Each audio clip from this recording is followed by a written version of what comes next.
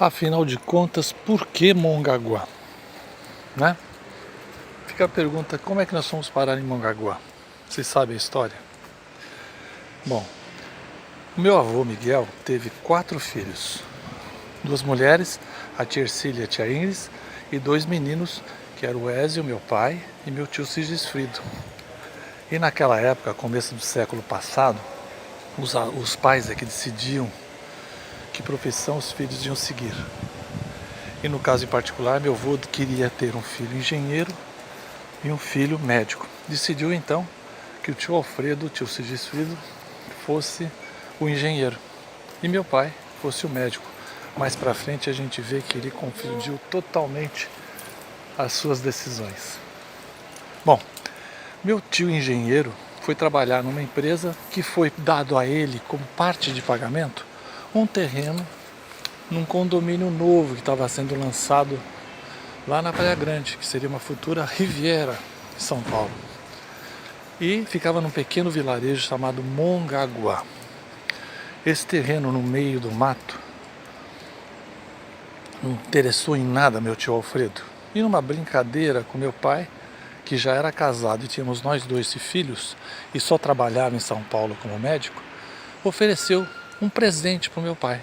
Ézio, você não quer ficar com aquele terreno que eu ganhei lá em Mongaguá? Meu pai, onde fica isso? E aí ele passou esse terreno que ele ganhou de parte de pagamento de um serviço para o meu pai. Meu pai, junto com amigos dele da época, que era o Leandro, a Cida deve lembrar disso, o Leandro, o Gino, o Max, decidiram pegar o Chevrolet 38 do meu avô e foram lá conhecer esse terreno. Não tinha estrada, o único acesso que você tinha era a Ponte Pêncil até a Praia Grande, o resto é tudo pela areia do mar. E foram até Mongaguá. Até lá o caminho foi um pouco difícil. Aí quando chegou na altura do rio Mongaguá, que é um rio que desemboca no mar com certo volume de água, eles tiveram dificuldade de passar com o carro por esse trecho, mas conseguiram.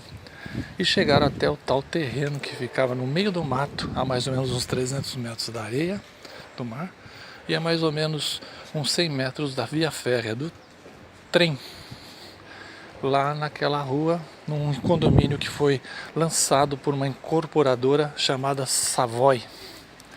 E então lá eles fizeram o que a gente chama de condomínio Vila de Vera Cruz.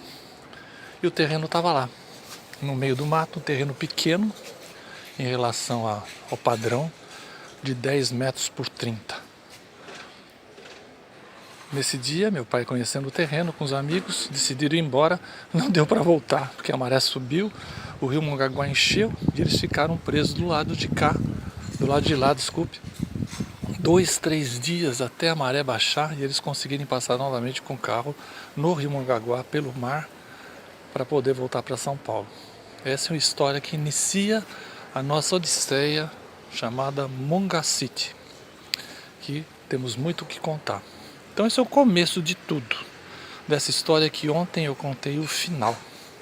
Nesse intermeio a gente vai ter muito o que contar. E estou esperando novidades e notícias de vocês e curiosidades da nossa vida em Mongacity.